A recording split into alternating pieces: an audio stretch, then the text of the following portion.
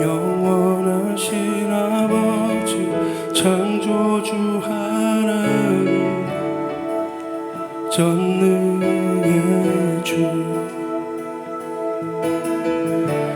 그의 성령으로 잉태된 주 예수 우리 구원자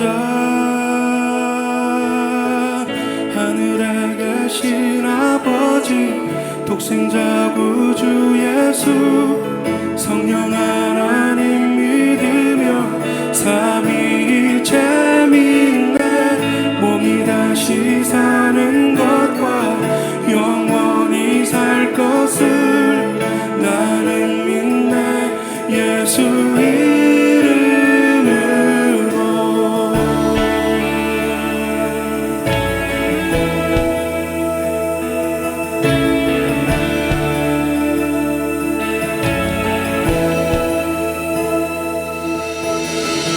심판자 되신 주님 십자가에 달려 우리를 용서했네. 죽은 자 가운데서 영광으로 사셔 보좌에 앉았네. 하늘에 계신 아버지 독생자 구주 예수 성령 하나님 믿으며 삼위일체 믿네 몸이 다시 사는 것과 영원히 살 것을 나는 믿네 예수 이름으로. 난 믿네 예수 난 믿네 주의 구원 난 믿네 예수는 주 그리스도.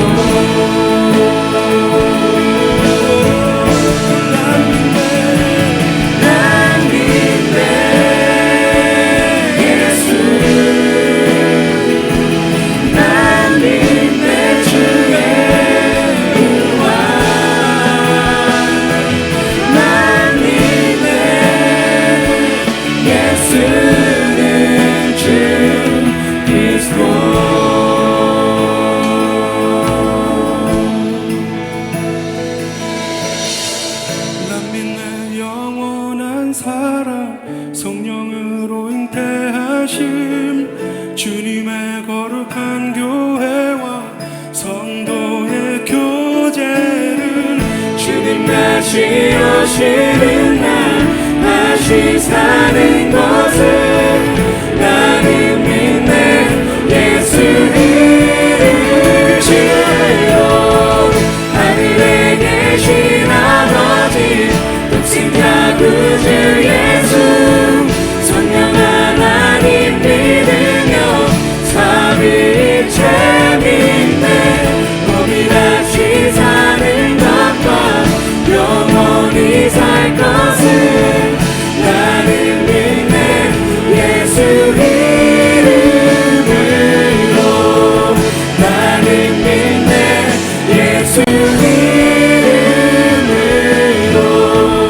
나는 믿네 예수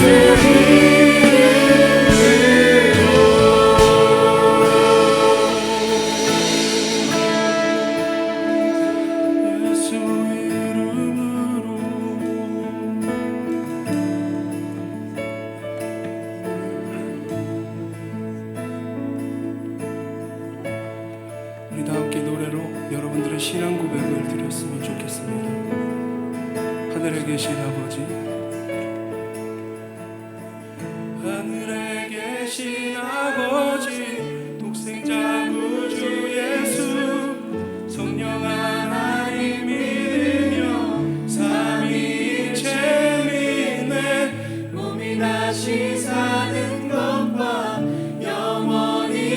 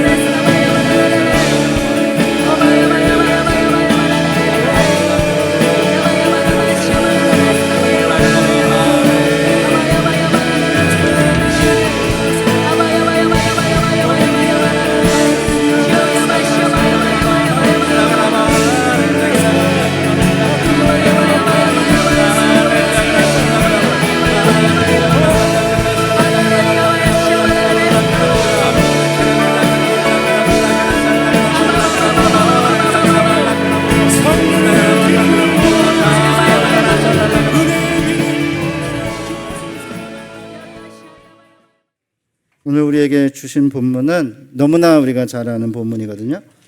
창세기 12장 1절에서 3절.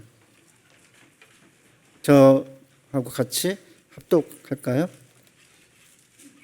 여호와께서 아브라함에게 이르시되 너는 너의 고향과 친척과 아버지의 집을 떠나 내가 네게 보여줄 땅으로 가라. 내가 너로 큰 민족을 이루고 네게 복을 주어 내 이름을 창대하게 하리니 복이 될지라.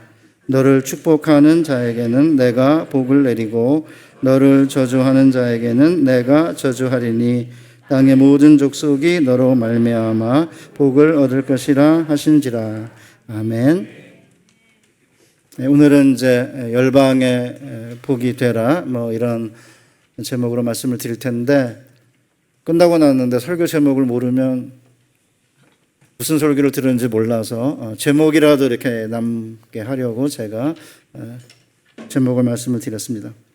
오늘 우리가 함께 읽은 마지막 구절, 땅의 모든 족속이 너로 인해 복을 얻을 것이다, 이런 말씀을 들으면 어떤 느낌이 드세요? 땅의 모든 족속은 인류를 가리키거든요. 나로 인해 전 인류가 복을 받을 것이다, 이런 약속을 들으면 어떤 생각이 드십니까? 그냥 덕담 정도라면 얼마든지 큰 어려움 없이 받아들일 수 있는데, 조금이라도 이 약속을 진지하게 받아들이면 황당하다 이런 느낌 들지 않으세요? 예를 들어 나로 말미암아 직장이나 교회가 복을 받는다 그러면 충분히 그럴 수 있지 않습니까? 그죠? 우리가 얼마든지 해낼 수 있는 그런 약속 같은데, 나로 말미암아 구미동이? 그러면 이렇게 구의원이나 그렇게 좀 아니면 또 사업을 크게 하거나 그렇지 않으면 나랑 별 관련이 없는 것 같아요. 분당구가? 그러면 안철수도 흔들리는 판인데 요새는. 그러잖아요. 그 대선 주자급인데 이광재 씨에게 이렇게 밀려가지고. 그러니까 그 정도 또 정치인이라면 분당 전체가 나를 통해 복을 받는다, 이해가 됩니다. 근데 성남시가? 그건 잘 이해가 안 되죠. 제 아내가 ENFP예요. 저는 ISTJ고. 뭐가 안 맞아요. 하나도 안 맞아요. 근데 제 아내가 이제 여기 순회 초등학교를 졸업했고, 막내가 샛별중학교에, 신설중학교에 이제 배정을 받아가지고, 이제 8살 차이가 나거든요. 둘째가 87년, 그 다음에 셋째가 95년, 이게 터울이 나니까 학부모 회의를 가면은 맏언니인 거예요.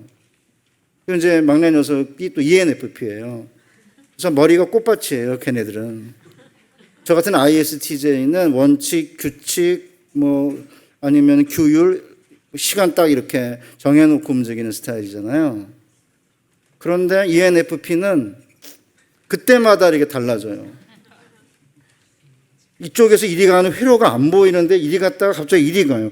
그래서 회로가 어디 있지? 이렇게 물어봐요. 좀 전에 이렇게 말했는데 지금 이게 왜 맞아? 이러면 아내는 좀 전에는 그렇게 맞았다고 생각했는데 지금 이게 맞아. 나중에 보니까 무한한 그 수용력과 회로를 넘나드는 그런 무한한 자유. 그래서 이제 요새는 제가 그게 더 낫다 이렇게 인정하는데, 하여튼 둘 다 이제 머리가 꽃밭이에요. 그러니까 이제 사람들을 좋아하니까 이제 저기가 된 거예요. 총학생 회장 이렇게. 그러니까 아내가 운영위원회 위원장을 했어요. 샛별중학교에서. 성남시 운영위원회 위원장이 모였을 때 위원장을 했습니다.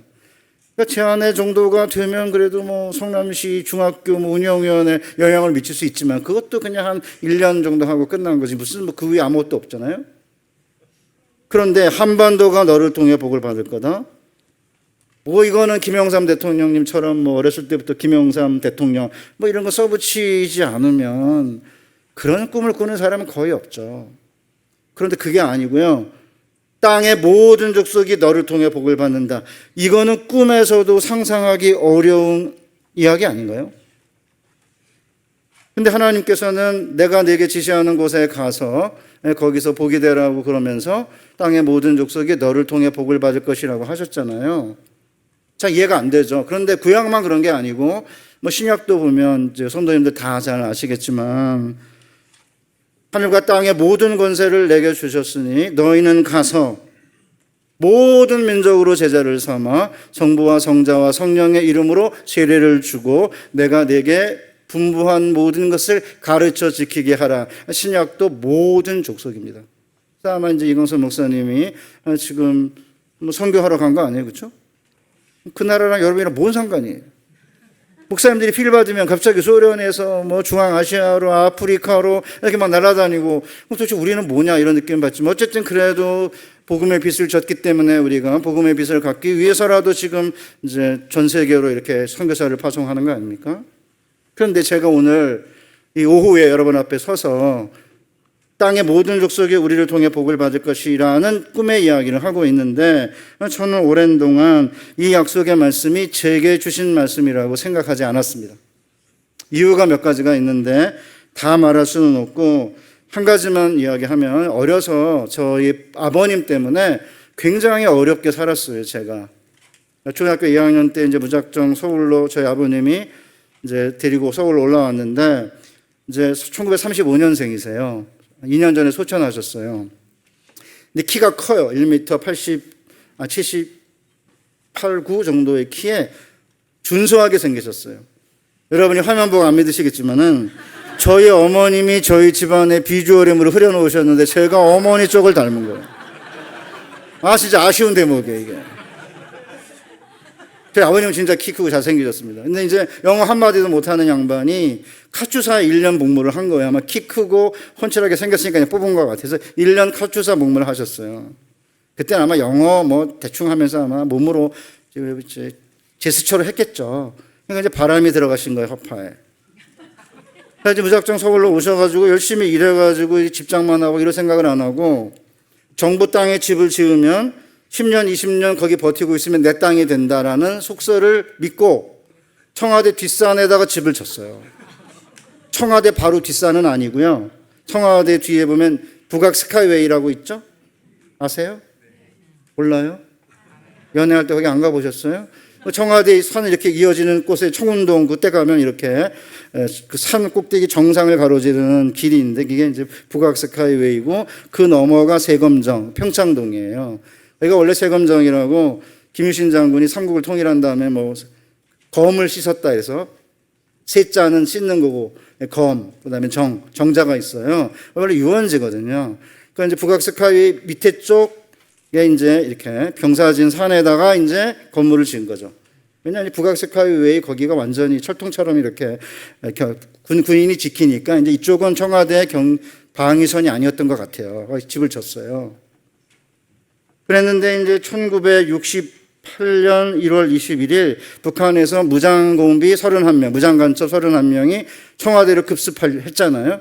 그중에 살아남은 사람이 김신조고 그 사람이 나중에 목사가 됐는데 그 사건이 터지니까 이제 청와대 방위선이 넓게 설정되면서 그 안에 있는 모든 무화 건물을 철거했어요.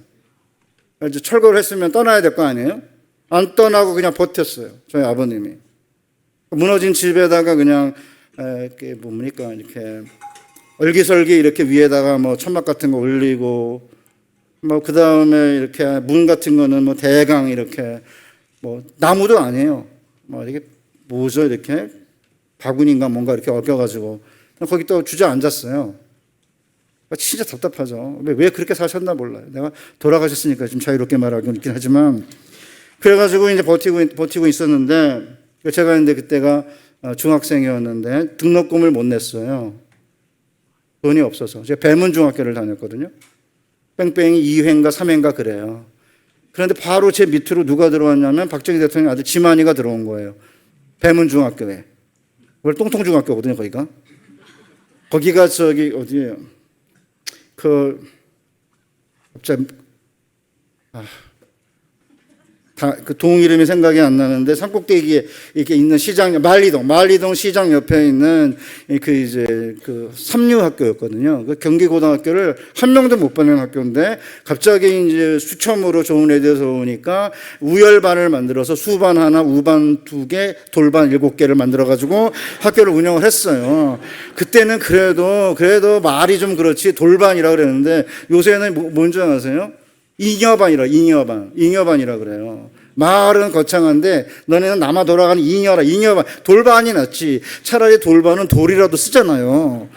이 잉여반은 뭡니까? 어쨌든 뭐.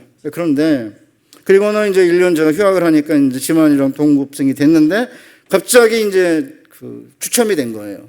지만이 때문에. 처음에는 추첨을 제대로 한 것 같아요. 정직하게. 그러니까 똥통중학교 들어온 거죠. 배문중학교에. 그러니까 이제 고등학교 들어갈 때는 그렇게 안 한 것 같아요. 그래가지고 걔는 이제 경복궁 바로 옆에 중앙고등학교에 배정이 되고 저는 그 밑에 있는 휘문고등학교에 이제 배정이 된 거예요. 그러니까 이제 세검정에서 한 30분이면 가거든요. 그런데 서울에 있는 모든 철거민들을 모아가지고 집단으로 이주를 시켰어요. 거기가 이제 신정동과 신월동이에요. 보통 이제 어디 사냐 그러잖아요. 그러면 신정동에 사는 사람들이 목동 산다 그래요. 신정동 그러면 철거민촌 이러니까. 그래서 목동이라는 데 가보면 행정구역은 신정동이에요. 교회 이름도 목동 무슨 교회인데 가보면 신정동. 왜 그래요? 그러니까 그냥 따지지 마세요. 그런 데인데 서울에 있는 모든 철거민들을 모아가지고 다 인천 앞바다에 쓸어 놓을 수가 없으니까 정부가 15평을 줬어요. 한 가정당. 우리 아버님 생각이 옳았던 거죠. 버티니까 15평을 줬어요. 지금은 상상할 수가 없죠. 옛날 이제 박정희 대통령 시대인데, 그러니까 워낙 가난한 사람이 많고 아무데나 막 불법으로 집을 짓고 이렇게 하니까 그렇게밖에는 해결이 안 되니까 이제 신정동, 신월동 이 두 군데를 이제 철거민촌으로 만들고 이제 그리로 강제 이주를 시켰는데 어느 날 이제 고등학교 1학년 때인데 복학을 한 거죠, 제가. 어머님이 이제 학교 끝나고 나면 이리저리 해서 그리로 오라 그러는 거예요. 근데 저는 그 첫날을 잊을 수가 없습니다. 30분이면 집에 갈 수 있었는데 버스 타고 광화문까지 걸어 나와서 한 20, 30분 걸려요. 비원에 지금 현대사옥이 있는 데인데요. 그 버스를 타고 화곡교통이란 버스를 타고 홍대 앞으로 해서 신촌 해가지고 등촌동 지나서 화곡동에 내려요. 거기가 종점인데 거기가 아니고 거기서 기다려요. 그냥 들판에서 그냥 종점인데 그냥 뭐 허벌판이에요. 경인고속도로가 지나가는데 거기를 넘어가야 되는데 이게 셔틀버스 타고 넘어가는. 그러니까 거기에 멍청하게 서 있는 애들은 다 철거민촌 애들인 거죠. 그 수모는 뭐 그 다음에 2년 만에 그러고 다녔으니까. 이제 넘어가서 딱 처음에 제 눈에 들어온 장면은 수없이 넓은 들판에 아스팔트 하나도 없죠. 그냥 진흙밭에 15평씩 쪼개가지고 비닐 천막이 쳐 있었어요. 유일하게 함께 쓰는 건 공동 화장실. 가는 데만 2시간. 저는 그 첫 장면을 지금도 못 잊고요. 화곡동이나 신월동 근처를 가면 제 안에 있는 한이 안에서 이렇게 올라와요. 그러니까 천막에서 산 거죠. 의자와 책상이 없었습니다. 그래서 바닥에 엎드려서 이렇게 이제 뭐 이렇게 책을 보고 있으니까 지나가는 사람들이 천막이니까 열어놓을 거 아니에요. 이렇게 더우니까. 그러면 집이랑 길이랑 비슷해요. 높이가. 지나가다가 공부 열심히 하는 어떤 아줌마 둘이 지나가면서 저한테 왜 그런 것만 기억나나 몰라요. 이제 그렇게 이제 산 거죠. 뭐 그리고는 이제 우여곡절 끝에 제가 시간이 이제 없어서 그냥 빨리 가야 되는데 목사가 되겠다고 서원을 했거든요. 15살 나이에. 권사님들 때문에. 그래가지고 15살 나이에 서원하라고 그래가지고 인생 포기각서를 쓰고 15살에 목사가 되겠다고 서원을 했기 때문에 이제 목사 안 되려고 난리를 치다가 재수하고 종로학원 다니고 그때는 종로학원이 대성학원보다 더 좋았어요. 그 다음에 대성학원이 역전을 시킨 건데 이제 재수하고 가고 싶은 학교가 있었는데 못 갔죠. 떨어졌다는 이야기를 딱 듣는 순간에 1차 끝났는데 철거민촌 동네에 철거민 교회죠. 나 안 가면 죽을 거야 이런 생각이 확 들었어요. 저를 죽일 것 같더라고요. 하나님. 그래서 이제 목사님 찾아가니까 뭐 총신대학, 전 총신대학이라는 말을 처음 들었습니다. 머리에 털 나고 간 거예요. 그리고 나서는 이제 2학년이 되니까 20살에 저희 교회에서는 학부리체가 제일 좋고요. 대학 다니는 사람이 한 명도 없었습니다. 철거민촌이니까. 그러니까 뭐 딴 데서 전도사 하면 뭐하냐 네가 해라 이래가지고 이제 대학교 2학년 때부터 철거민촌에 철거민 교회의 전도사가 된 겁니다. 그러니까 제 머릿속에는 땅의 모든 족속이 너를 통해 복을 받는다? 나랑 아무 상관없는 이야기예요. 우리 아버님의 그 불성실한 삶의 태도 때문에 집안 전체가 망가진 거예요. 2년 전에 소천하셨는데 하나도 안 남겨놨어요. 우리 형제가 2남 2녀인데 남동생이 형 혹시 한번 찾아볼까? 뭐라도 있나? 아무것도, 땅도 없고 뭐 계좌도 없고. 그래서 저희 2남 2녀는 싸울 수가 없는 거예요. 싸울 수가 없어. 뭐 갖고 싸우겠어요. 그냥 웃었어요. 아무것도, 혹시라도 알아버렸다 아무것도 없면 되거든. 빚은 없대요. 다행히도. 그런 거예요. 어쨌든. 그러니까 이제 어려서부터 제가 2남 2녀의 장남인데 동생들 대학은 가야 되고 무너진 집 이렇게 세우고 큰 죄 저지르지 않고 살자. 목사가 되겠다고 했지만 뭐 큰 꿈 꾸고 뭐 비전을 갖고 뭐 이렇게 하지 말고 나 하나 건사하기 힘들고 나 하나 신앙 지키기 힘들고 내 자녀 신앙 교육하는 거 어려우니까 나부터 잘하자. 이래서 저는요 미니멀리스트였어요. 맥시멀리스트가 아니고 미니멀리스트. 최소한의 큰일 꾸면서 막 오버리빙 하는 게 아니라 분에 넘치도록 자원하고 뭐 헌신하고 그런 인간들 보면은 과대망상증이다. 왜 저러고 사냐? 뭐 이렇게 이제 속으로 이제 무시했고요. 나는 내가 지킬 수 있는 것만 말하고 지킬 수 있는 것만 주님께 하겠다고 하자. 이런 미니멀리스트였죠. 심지어는 이제 주님의 도움으로 미국에서 2년, 네덜란드에서 3년 반 유학을 마치고 제가 다니던 학교의 모교의 선생으로 돌아왔지만 저는 그 후에도 36에 들어왔어요. 10년 동안 40대 중반까지 제 입에서 꿈과 비전 이런 말을 설교 시간에 한 적이 없었습니다. 그러니까 너를 통해 땅의 모든 족속이 복을 받으리라. 나랑 상관없는 그냥 뭐 주님이 아브라함에게 하신 이야기이지 나하고 아무 상관없다는 생각을 하고 있었는데 10년이 지나서 목사가 된 지 10년이 지나서 어느 날 제가 이렇게 제 삶을 뒤로 돌아보며 반추하고 있는데 갑자기 하나님 무한하신 하나님이고 내게 또한 무한한 가능성을 주셨는데 혹시 내가 그 가능성을 제한하고 있고 내가 하나님을 그레이트 갓이 아니라 스몰 갓으로 생각하고 있는 게 아닌가 돌아보니까 실제로 제가 열매가 그렇게 많지 않은 거예요. 왜냐하면 이렇게 최소한으로 살았으니까 이렇게 큰 죄에 저지르지 않았습니다. 왜냐하면 미니멀리스트니까. 맥시멀리스트는 ENFP는 막 빈말도 하고 막 사랑한다고 그러는데 저는 그런 말 안 하고 형용사 잘 안 써요. 저는 음식도 그냥 맛있다 정도지 너무너무 맛있다 뭐가 너무너무 맛있어요. 제 아내는 형용사 부사 대방출해요. 맨날. 저는 형용사 안 씁니다. 저 그냥 좋네 이 정도예요. 그런 개념 가도 뭐 좋네 이 정도지 뭐 너무너무 좋네 그런 말 안 합니다. 너무너무 좋네는 예수님 한 분밖에 없고 나머지는 다 그냥 뭐 그렇지 뭐. 이 정도였기 때문에 그러니까 삶 자체가 이게 이제 이렇게 딱 자기를 좁힌 거잖아요. 이렇게 너무너무 좋네라고 할 수 있는 거 아니에요? 제 아내는 형용사 부사를 늘 씁니다. 그러니까 내가 너무 많이 쓴다고 그래요. 과다 방출이다 이거는. 근데 누굴 더 좋아하느냐? 애들이 제 아내 좋아해요.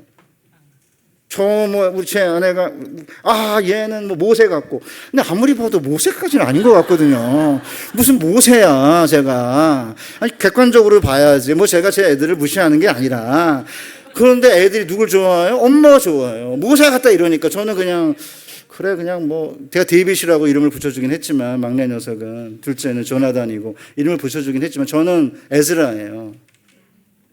그렇게 무서운 이름 못 붙여요. 에스라는 그냥 공부하는 학사 서기관이니까 그냥 나랑 비슷할 수 있겠다 이렇게 한 거지 어떻게 내가 데이빗이야? 내가 어떻게 모세지? 그래서 이름을 제가 못 붙인 거예요. 왜냐면 미니멀리스트니까. 그런데 애들은 엄마가 무한한 긍정으로 무한하게 너는 모세 같다 이렇게 하니까 아니래도 해피하잖아요. 누구를 좋아해요? 객관적인 데이터 가지고 이야기하는 사람 좋아합니까? 아닙니다. 데이터 없어도 돼요. 그래서 엄마들을 좋아하는 거. 엄마들은 다 우리 애가 최고니까. 너밖에 없다 이러고 막. 뭘 너밖에 없어요. 여자만 생겨봐야 남자 새끼들 아무 소용없어요. 그래도 엄마 좋아하죠. 그래도 엄마들은 무한한 이제 긍정이잖아요. 그러니까 저는 그걸 이해를 못했던 거예요. 그러니까 너를 통해 열방이 복을 받으리라 이런 약속의 말씀을 품을 수 있는 그런 마음의 여유와 하나님을 향한 이런 열정이 없었던 거고 핵심은 뭐냐면 저를 가르쳤던 목사님들이 너무 작으셨어요. 왜냐하면 철거민촌이니까 잘 살아보세요. 새마을 운동 비슷하게 이 정도였지. 너네들을 통해서 열방의 복을 받을 거다. 이런 이야기는 안 하셨던 것 같아요. 그러니까 좀 아쉬워요. 아무리 철거맨촌이라고 그래도 왜 꿈을 갖자 우리가. 그럼 얼마나 좋았겠어요. 그런데 그냥 소시민이에요. 소시민. 큰 대 저지르지는 않죠. 그러다가 이제 제가 아브라함의 이야기를 이제 들여다보고 목사가 된 지 10년이 지난 40대 중반에 들어서서 제 삶을 반추하면서 하나님의 아브라함에게 주신 약속이 내게 준 약속이다라는 꿈을 심각하게 갖기 시작했어요. 그게 제일 제가 아쉬운 대목이에요. 20대 때 아니면 여러분의 자녀들이 10대 때 만약에 이런 꿈을 소유할 수 있다면 훨씬 더 넓은 영역에서 열방의 복이 되지 않았을까 그렇게 생각을 하는 거죠. 그런데 나이 드신 우리 권사님들 이제 뭐 60 다 되고 60 넘고 그랬는데 뭐 이제서야 무슨 꿈을 꾸느냐 이렇게 하면 안 되고요.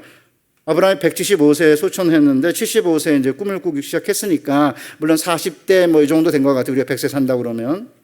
그렇긴 하지만 우리 사랑하는 성도 여러분, 아브라함의 꿈이 언제 성취됐냐면 아브라함 일대 때 이루어지지 않아요. 땅 한 평 얻지 못했어요. 무슨 땅의 모든 족속의 복이에요? 아니잖아요. 그냥 둘째가 이삭, 셋째, 3대가 야곱이고 요셉이 4대예요. 4대 걸렸어요. 그러니까 아브라함은 그저 땅을 동서남북으로 밟았을 뿐인데 이런 꿈을 끝내 성취하는 사람은 4대인 요셉에 의해서 땅의 모든 족속이 7년 흉년 때에 생명을 얻잖아요. 그러니까 4대 걸린 거죠. 그러니까 저는 오늘 우리 성도님들이 나이가 상관없이 이제 뭐 나이가 점차 60대 넘어가게 되면은 이제 죽음을 생각하게 되고 미래를 생각하게 되거든요. 저는 이제 동방박사 세 사람이 아기 예수, 영아 예수님에게 절했다는 것을 제가 들을 때마다 교리적으로나 아니면은 추상적으로는 얼마든지 그럴 수 있다고 생각해요. 왜냐하면 메시아로 믿었으니까. 그런데 실존적으로는 뭐 어떻게 거기다 절을 하지? 이제 그런 느낌을 받았어요. 그런데 이제 85년생 딸이 8년 만에 2년 전에 딸을 낳았어요. 손녀를. 근데 걔를 딱 보는 순간에 절할 수 있겠다. 그런 느낌이 든 거예요. 예뻐서 오케이. 예쁜 것도 있는데 그게 아니고요. 제가 좀 아까 힌트를 드린 것처럼 제가 땅의 모든 족속에 보게 되는 원이 이 정도였는데 내 아들과 딸은 더 넓은 영역에서 열방에 보게 되고 선주 시대에는 진짜 더 넓은 영역에서 열방에 보게 되었으면 좋겠다고 하는 꿈을 그 손녀를 보면서 꾸기 시작을 한 거죠.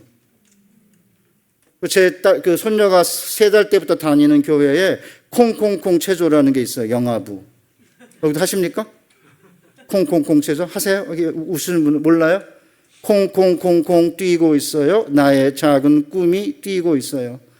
쿵쿵쿵쿵 뛰고 있어요. 하나님의 큰 꿈도 뛰고 있어요. 하나님이 내게 주신 꿈, 함께하고 이루어주마 약속하신 꿈, 두렵고 떨려도 믿음으로 나아갈래요. 저는 여태까지 복음을 이렇게 잘 요약한 어떤 복음성가도 없다고 생각해요. 완벽해. 그렇잖아요? 그 영화부의 마지막에 부르는 체조예요, 얘가.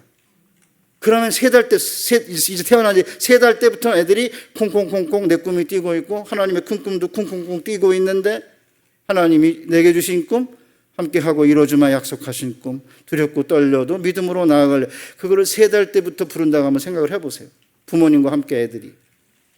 저는 그런 꿈이 없었어요.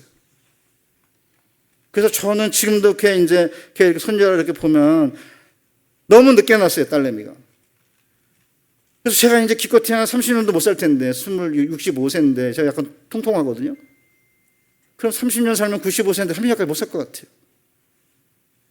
그래서 제가 모아놓은 돈을 얼마 동안에 탈까 했더니 아내가 30년 하라는데 아니다. 25년을 해자 그래가지고 25년짜리로 지금 받고 있어요.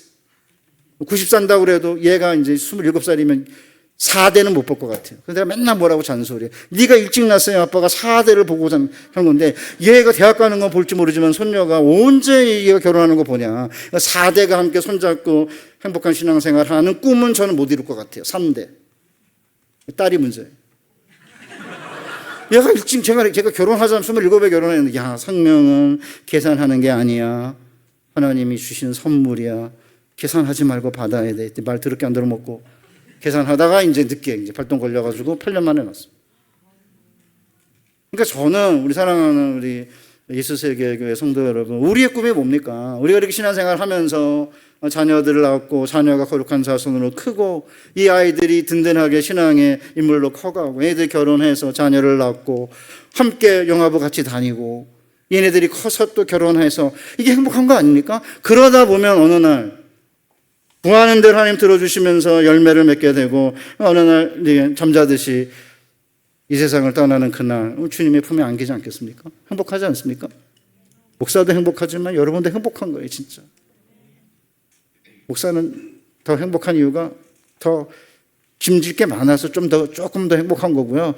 여러분도 행복하신 거예요. 이 교회 안에서 이렇게 말씀을 들을 수 있다는 게. 자, 그러면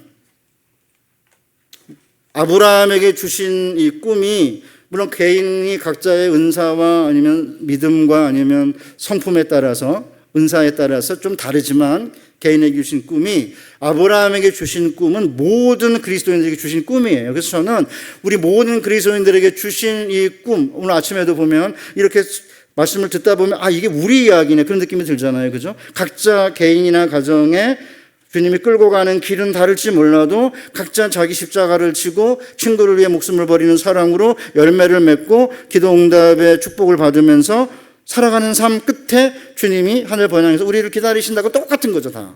그러나 각자 은사나 각자의 성향이나 아니면 하나님이 주신 능력에 따라 조금 다른 거죠, 길이. 사업하실 수도 있고 장로님처럼 교사일 수도 있는 거고 집에서 그냥 아이를 키우는 전업주일 수 있는 거 아닙니까? 저는 이제 목사로 서원했기 때문에 이제 이 자리에 서 있는 거고요.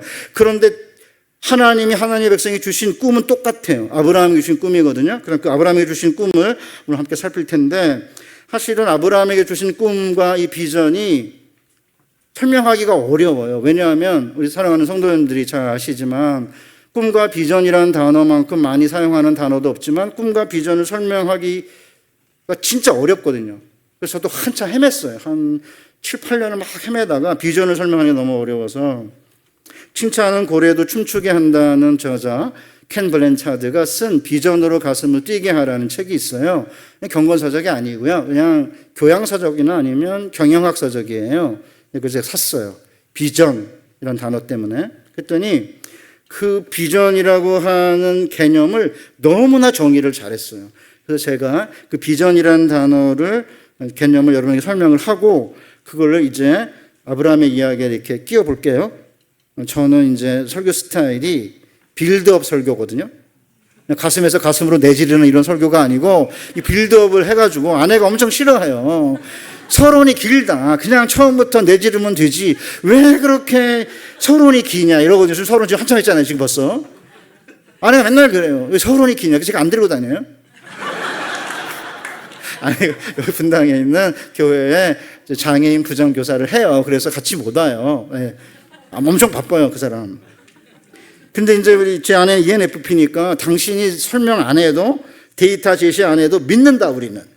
그러니까 결론을 이야기해라 이런 건데 그 ENFP는 그래도 돼요.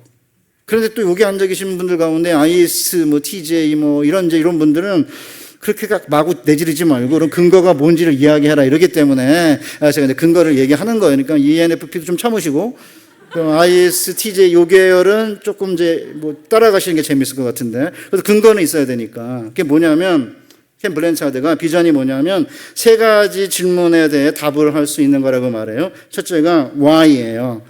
나는 누구이며 나는 왜 사는지 내 삶의 목적이 무엇인지 why에 대한 질문에 대해 답을 할 수 있고 둘째 where예요. 어디로 가고 있으며 미래의 청사진이 무엇이며 where. 그 다음에 세 번째가 how.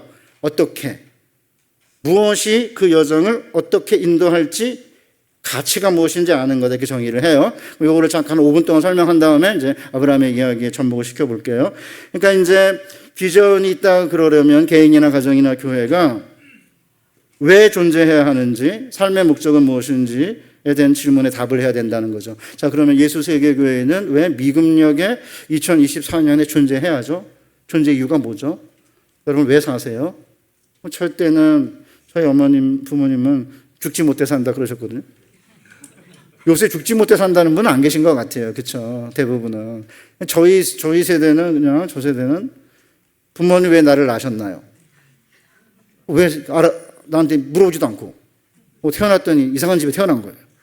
찢어지게 가난한 집에. 왜 나를 이런 데 낳았냐. 그러니까 이제 부모님 왜 나를 낳으셨나. 이용 가수가 이제 부르던 그 가수가 가슴에 닿았는데, 요새 애들은 이제 그런 질문 안 하는 것 같아요. 그냥 살지 뭘 또 질문하냐 이런 것 같아요. 어쨌든. Why예요? 그러면 디즈니 월드를 예를 들거든요. 켄 블랜차드가. 디즈니 월드의 존재 목적이 뭐냐. 테마파크 사업 돈 버는 게 아니고요. 희한해요. 사람을 행복하게 하는 거. 걔네들의 존재 이유래요. 진짜 웃기죠.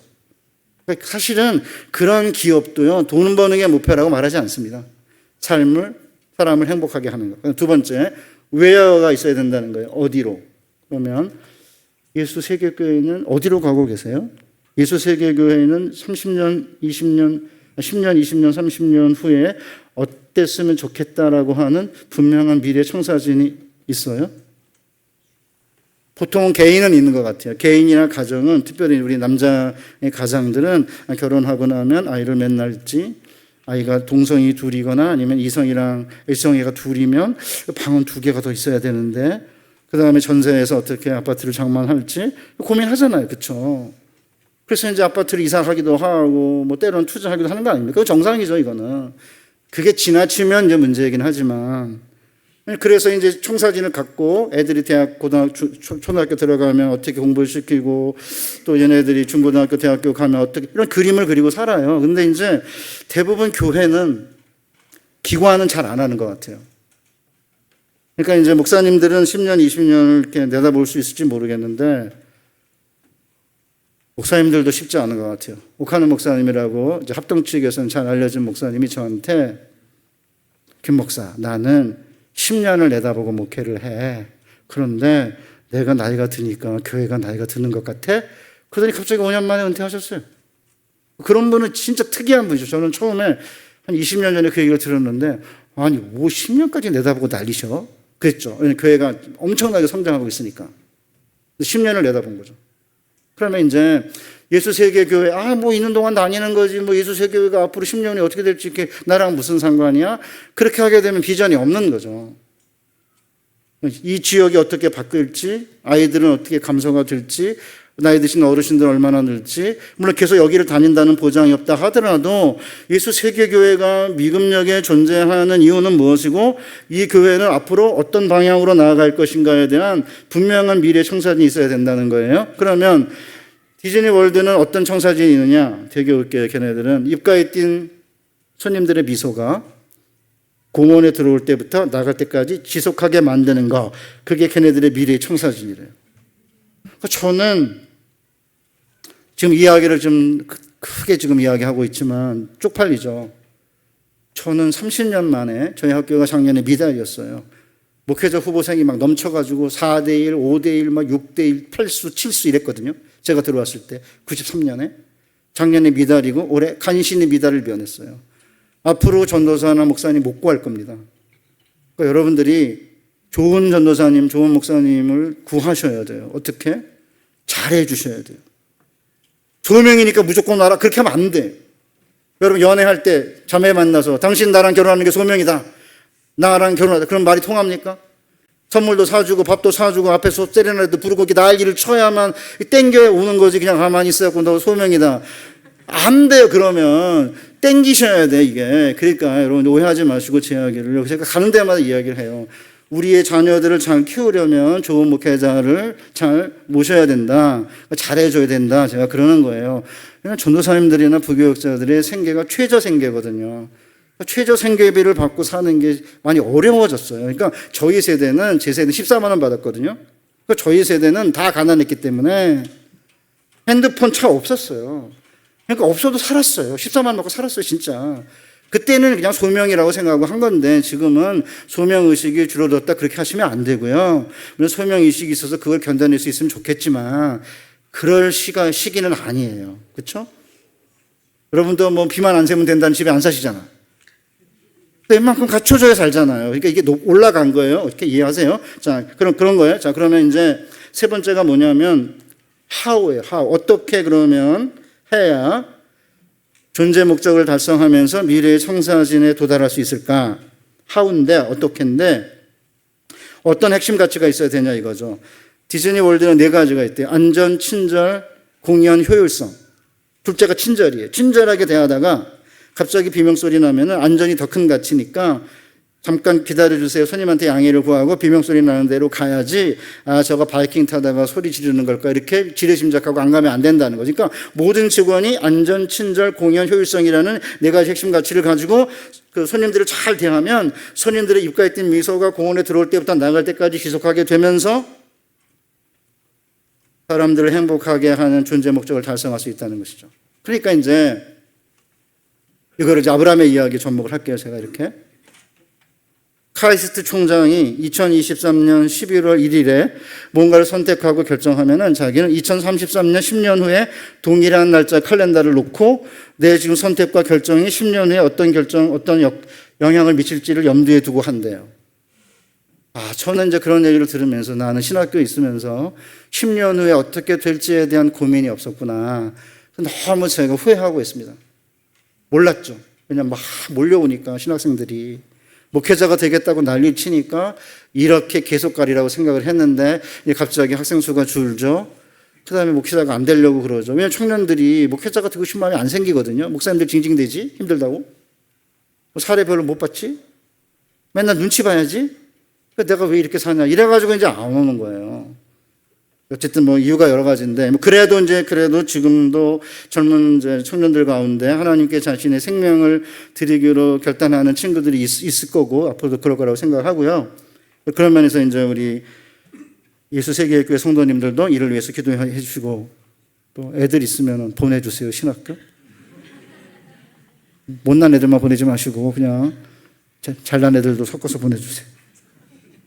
여러분, 이제 아브라함의 비전에 제가 맞춰볼게요. 제가 이것을 확인하는 그날 밥을 안 먹어도 배가 불렀거든요. 자, 그러면 제가 하나님께서 아브라함에게 주신 약속을 동사의 세 가지 형태로 구분을 할 거예요. 동사 형태가 명령형, 미완료형, 완료형 세 가지가 있어요. 여기까지가 이제 서론이에요. 여기까지 ENFP 힘드시죠? 여기까지만 오면 돼요. 자, 보세요. 너는 너의 고향과 친척과 아버지의 집으로부터 떠나는 동사가 아니에요. 내가 내게 보여줄 땅으로 가라, 명령이에요. 내가 너로 그러면 큰 민족을 이룰 것이고, 미완료형이에요. 내가 내게 복을 줄 것이며, 미완료. 내가 내 이름을 창대하게 할 것이다, 미완료. 너는 복이 되라, 명령이에요. 명사가 복이고요, 비동사가 명령이에요. Be a blessing이에요. 그러면 너를 축복하는 자에게 내가 복을 내릴 것이고, 미완료형이에요. 내가 너를 저주하는 자를 저주할 것이다, 미완료. 그 다음에 마지막이 땅의 모든 족속이 너로 말미암아 복을 얻을 것이다, 완료형이에요. 그러니까 켄 블랜차드가 이야기한 비전의 세 가지랑 딱 맞아요. 이렇게. 뭐가 맞냐면요, 명령형이 너는 본토 친척 아버지 집으로부터 내가 내게 보여주는 땅으로 가라. 그 다음에 복이 되라. 이 두 개의 명령형이 뭘 가리키냐면 우리의 삶의 목적이에요. 우리가 왜 사느냐? 하나님이 지시하는 곳에 가서 거기서 복이 되는 거죠. 저는 이 약속의 말씀을 설교할 때마다 막 가슴에서 용솟음치는 감동을 억누를 수가 없는 거예요. 제가 지금 그 표현을 못해서 지금 이러고 있는 건데, 여러분 못 느끼게 하는 게 정말 제가 아쉬운데, 왜 그러냐면 많은 그리스도인들이 세상에서 복 받으려고 그래요. 세상에서 복 받고, 세상에서 인정받고, 세상에서 지위를 얻고, 물론 좋죠. 우리 인간적 본성에 의하면. 근데 그게 우리를 보내신 존재의 목적, 삶의 이유가 아니라는 거죠. 가서 복이 되라는 거죠. 복을 받으려는 게 아니라 복이 되라는 거예요. 그래서 저는 우리의 자녀들이 어려서 자라면서부터 세상에서 복을 얻고 세상에서 지위를 얻는 여기에 매몰되지 않고 복이 되라는 거죠. 그러니까 이제 이 세상 사람들이 볼 때 쟤네들은 도대체 뭐야? 우리가 다 복받기 원하고 다 지위와 명예 원하는데 쟤네들은 왜 복이 되려고 하지? 그 이해가 되지 않는 거 아니에요? 자, 그러면 이제 우리 성도님들이 두 가지에 딱 걸려요. 이게 뭐냐면 본토 친척 아버지 집으로부터 왜 나오라고 그러지? 첫째. 둘째, 하나님이 보여주시는 곳이 어디지? 이 두 개에 딱 걸리면요, 아무것도 해결이 안 돼요. 하나님이 가라는 곳이 어디예요? 자, 그러면 이제 본토 친척 아버지 집으로부터 왜 굳이 나오라고 하는지 잠깐 설명할게요. 사랑하는 성도 여러분, 어떠세요? 주변에 있는 사람들 이렇게 보면은요, 다른 사람에게 재앙이 되는 인간들이 있어요. 그렇게 많지는 않아요. 재앙이 되는 인간들이 있어요. 부모에게 재앙되는 자녀들, 자녀에게 재앙인 부모, 국민들에게 재앙인 정치 지도자들 뭐 있죠. 근데 그렇게 많지는 않다고 생각해요. 저는 낙관주의자이기 때문에. 속은 아닌 것 같은 말은 그렇게 한다고? 아니에요. 목사는 그렇게 말하면 안 돼요. 왜냐하면 다 죄인이기 때문에. 근데 걔네들 약간 특별하게 드러나는 인간들인 거고. 근데 두 번째는 뭐냐면 복이 되는 사람들인데 기껏해야 본토, 친척, 아비 집에만 복이에요. 아무리 탁월하고 뛰어나고 그래도 보고 있으면은 좋은 대학을 나오면 그 좋은 대학 나온 동문끼리 복. 뭐 같은 직역이면은 뭐 검사든 뭐 의사든 간에 고기들에만 복 이렇게. 그러니까 본토, 친척, 아버지 집 여기 있으면 안전하죠, 그죠? 본토에 있으면은 유산 받죠. 친척이 있으니까 나를 보호하죠. 아버지 집에 있으니까 내가 또 양식도 얻고 뭐 아버지의 보호와 공급을 받잖아요. 그런데 우리 하나님이 원하시는 건 뭐냐면 본토, 친척, 아버지 집에만 복되는 삶을 살지 말라는 거죠. 본토, 친척, 아비 집은 혈연, 지연, 학연인데 우리 성도님들이 이제 한국 사회에서 늘 경험하고 계시는 거지만 본토, 친척, 아버지 집에만 복되는 삶을 사는 것이 끝내는 우리를 이렇게 많이 힘들게 하는 거잖아요. 그게 무슨 말이냐면요. 마이클 샌더스라는 사람이 하버드 대학의 교수예요. 정치철학 교수인데 정의란 무엇인가라는 책을 썼어요. 미국에서는 10만 부밖에 안 팔렸어요. 근데 우리는 10년 만에 100만 부 팔렸습니다. 그런데 100만 명이 샀는데 이걸 누가 읽냐? 거의 안 읽어요. 저도 읽다가 내팽개 쳤어요. 뭔 놈의 소리인지 모르겠어요. 이랬다 저랬다 막 이렇게 토론을 벌이는 거거든요. 그러다가 이제 강의를 할 수밖에 없어가지고 이제 다시 붙잡아가지고 읽었는데 그 정의란 무엇인가를 쓴 그 마이클 샌더스가 주장하는 게 뭐냐면 이거예요. 여러분 예를 들어서 태어났는데 머리가 좋아요. 그리고 근면해요. 성품이. 그 다음에 집안이 좋아요. 공부하는 동안에 집안에 아무런 우환이 없어요. 그 열심히 공부를 해가지고 좋은 대학에 간 거예요. 그 좋은 직장에 들어간 거죠. 그러면 내가 열심히 해서 내가 노력해가지고 내가 부를 얻고 명예와 지위를 얻는 게 뭐가 문제냐? 이렇게 하면 안 된다는 거예요. 누가? 마이클 샌더스가. 왜 안 되냐? 사회가 줄였어요. 이렇게. 명문대학 수를 줄였잖아요. 이렇게. 그렇죠? 만약에 우리나라 모든 대학을 서울대학으로 만들고 서울대학과 좋은 교수를 다 이렇게 보내고 그러면은 왜 서울대학 가려고 난리치겠어요? 서울대는 숫자가 얼마 안 돼요. 명문 사립대도 얼마 안 돼요. 하버드 대학이 뭐 3천 명인가 밖에 안 되잖아요. 그러니까 사회가 줄인 거죠, 이렇게. 의사든지 뭐 변호사든지 뭐 다른 그런 중요한 면허를 가져야 되는 그런 직업은 그 국가가 면허를 가지고 숫자를 통제하기 때문에 뭐 그것이 뭐 그 세무사든지 뭐 CPA든지 다 똑같아요. 그럼 사회가 숫자를 줄였기 때문에 숫자를 줄여서 거기서 생긴 희소가치 때문에 부와 명예와 지위를 얻으면 그것을 국가에다가 이렇게 사회에다가 환원을 해야지 자기들끼리 이렇게 하면 안 된다 이거예요. 그러니까 이제 마이클 샌더스의 이야기는 핵심이 뭐냐면 머리가 태어나는데 머리가 좋고 집안도 좋고 성격도 근면하고 집안에 아무런 우환도 없고 그랬으면 자연 로또에 당첨된 거다 이거는. 사회의 공동재산이다. 이게 마이클 샌더스라고 하는 세속 정치 철학자의 주장이에요. 근데 우리 이명박 대통령 장로님께서 그걸 받아들여가지고 뭐 그 다음에 다른 대통령도 비슷하지만 공정사회 이렇게 했는데 공정사회가 뭐냐면 우리의 공정사회는 출발점을 똑같이 하고 과정을 공정하게 관리하면은 결과는 따먹어도 된다 이거거든요. 뭐 이준석이 말하는 그 무슨 승리주의 뭐 이런 것도 비슷해요. 능력주의 이런 것도.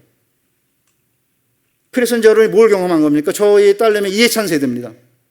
그래서 뭐든지 하나만 잘하면 대학 간다. 이거 우리가 믿었어요. 하나만 잘하면 되는 게 아니라 다 잘해야 되는 거예요.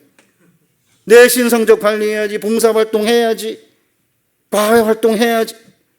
그러면 EBS에서만 성적 시험 나온다. 수능 시험이. 그럼 EBS에서 나온다 그러면은 뭐 집안 좋고 그런 애들이 EBS만 공부합니까? 아니에요. 걔네들은 과외하고 학원 다니고 이러면서 EBS 그 교재가 26권인가 그런데 그걸 쪽집게처럼 찝어가지고 엑기스로 만들어서 주는 사람 만나니까 게임이 안 되는 거예요. 그러니까 뭔 출발점을 똑같이 해가지고 외고 특별 자율고 자사고 이런 거 다 없애고 출발점을 똑같이 하고 과정을 공정하게 관리하면은 남은 이제 결실은 가져도 된다. 이거는 세속 철학자들도 동의하지 않는 굉장히 사실은 뭐라 그럴까요? 천박하다고 너무 심하고 척박한 논리예요. 이게 뭐냐면 이런 겁니다. 그러니까 태어났는데 머리가 좋고 건강하고 집안도 좋고 근면하고 그러면 자연 로또에 당첨된 거니까 감사하게 여기고 이렇게 환원을 하라는 거예요. 그러니까 이제 마이클 샌델스는 서론이 너무 길어졌네. 너무 잘 들어가지고 여긴 해도 되겠다는 확신이 생겼어요. 어떤 데는 막 딴짓 하거든요. 그러면 이제 때가 그만 멈추는데 핵심이 뭐냐면 여러분 보세요. 마이클 샌델스는 경쟁을 허용하자는 겁니다. 경쟁 허용하지 않으면 공산주의처럼 발전을 못하니까 경쟁을 허용하되 경쟁에서 생기는 혜택의 가장 많은 부분을 가장 혜택을 못 받은 사람들에게 나눠준다는 전제 조건 하에서 경쟁을 허용하자예요. 성경과 조금 비슷해요. 성경은 뭐죠? 본토 친척 아버지 집에만 복된 삶 살지 말고 나와서 어디에 있든지 거기서 내가 가라는 곳에서 복이 되라는 거예요. 그러니까 성경이 이야기하는 이 진리는요, 마이클 샌델스가 조금 약간 이렇게 빛을 본 것 같아요. 그래서 이제 마이클 샌델스는 하버드 대학을 3,000명께 뽑지 말고 한 10,000명쯤 뽑아가지고 이렇게 제비 뽑아서 하자 이래. 그래야지 하버드 대학 나온 애들이 내가 똑똑했기 때문에 공부했기 때문에 여기 나왔다 이런 소리 안 한다. 운이라는 요소가 들어가야 된다. 그런 얘기예요. 무슨 이해가 되십니까? 그래서 우리가 아파트를 추천하는 거예요. 운이 들어가야 걔나마 조금 나으니까. 됐죠까지? 무슨 말씀 이해가 되죠? 자, 그러면 오케이 보세요. 그러니까 사실은 교회가 공부를 하셔야 돼요. 저는 예수당이에요. 전 충청도거든요. 전 자민련이에요. 없어졌어요. 저는 그냥 예수당이에요. 그러니까 뭐 교회 안에도 지금 당이 여럿이 있을 때 저는 상관 안 해요. 왜냐하면 그냥 제가 개인적으로 뭐 어떤 방침이 있긴 있지만 교회에서만큼은 이제 예수당이라고 이제 말하면서 이제 뭐라고 말하는 거냐면 제가 하나님께서 아브라함에게 주신 약속을 이렇게 보고 있으면 이 세상은 전부 본토 친척 아버지 집에 복되는 삶이 최선의 삶이에요. 열심히 노력해서 부모에게 잘하고 자기 친척에게 잘하고 자기 동문에게 잘하고 그게 다 아닙니까? 만약에 우리나라에 진짜 머리 좋고 공부 잘하고 있는 이런 분들이 좋은 대학과 좋은 직장을 다니면서 조금이라도 사회에 환원하는 모습을 더 보이면 훨씬 더 이제 행복할 텐데 그게 아닌 거죠. 좋은 대학을 나왔다는 이유로 한 사람은 재벌이고 한 사람은 검사장인데 검사장에게 뭐 많은 재물을 줬는데 그 기소를 했더니 재판장님들께서 이거는 대가성이 없다 이래서 무죄를 했잖아요. 그리고 나서는 또 나중에 재벌이 또 자살했죠. 그러니까 제가 뭘 말씀드리려고 하냐면 본토 친척 아버지 집에서 나와서 하나님이 가라는 곳에 가서 거기서 복이 되라 이거죠. 그런데 저희 이제 그 사위 녀석이 이제 공보위를 해야 됐기 때문에 졸업을 한 다음에 이제 군대를 가게 됐어요. 결혼하자마자. 지가 뽑았어요. 추첨했어요. 전라남도 뽑았어요. 완도를 뽑았어요. 제일 밑에. 그러니까 자기 어머니 권사님인데 전화를 하니까 야 하나님께서 너를 완도에 보낸 데는 뜻이 있겠지? 막 그러셨나 봐요. 위로하느라고. 저한테 전화해서 아버님 제가 완도에 가는데 하나님의 뜻이 있겠죠? 그래서 제가 그랬죠. 네가 뽑았잖아. 네가 뽑았다며 뭘 갖다가 하나님의 뜻이 어디 있냐 거기에. 하나님의 뜻은 네가 어디에 가는지가 아니고 네가 있는 곳에서 복이 되는 거야. 그런가요? 그리고 갔어요. 그 다음에 신안 섬에도 가고. 무슨 말이냐면요. 하나님이 가라는 곳이 어디냐. 이게 가장 중요한 오늘 제 설교의 핵심인데 하나님이 가라는 곳이 어딘지를 찾기 시작하면 영원히 못 찾으세요.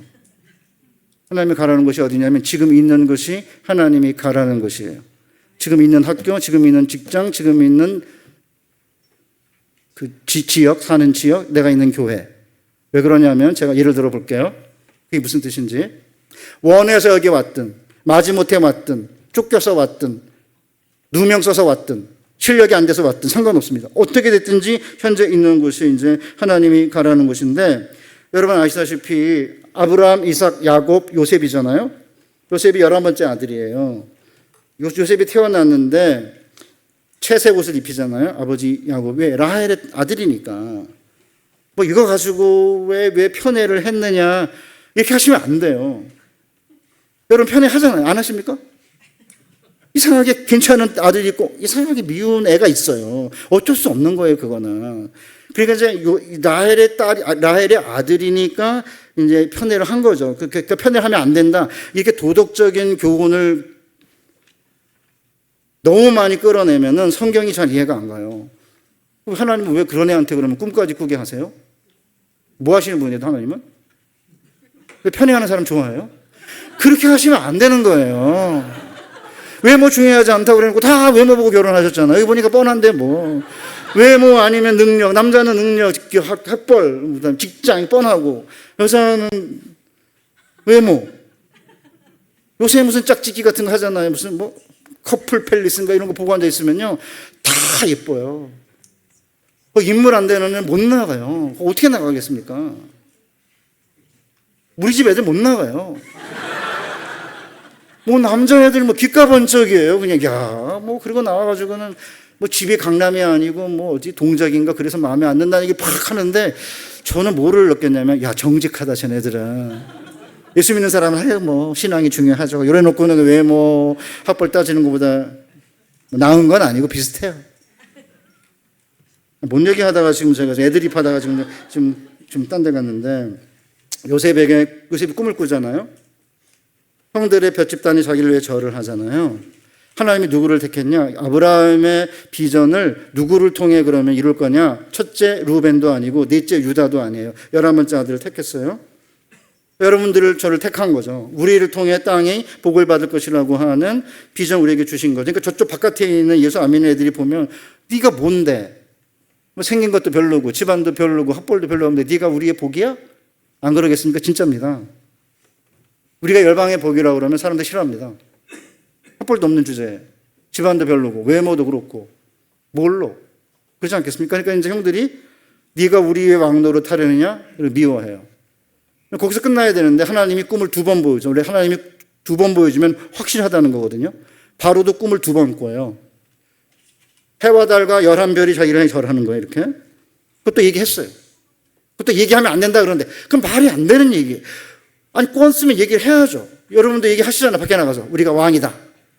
왕 나는 왕자다. 0000 나는 공주다. 이러고 다니잖아요. 사람들이 지네들은 뭐냐 이러잖아요. 말하고 다녀야죠. 당연히 우리 왕자고 공주니까. 그러니까 이제 형들이 미워하잖아요. 그러니까 도단에서 양을 치고 있는데 형들이 아버지 야곱이 형들이 어떻게 지내나 보고 오라 그러잖아요. 그래서 요셉이 왔어요. 그러니까 형들이 멀리서 오는 걸 보고 뭐라고 말하냐면 보라 기격하면 꿈의 대가가 오는도다. 우리가 그를 죽여 꿈이 어떻게 되는가 보자. 그러니까 형들에게는 꿈이 문제인 거예요.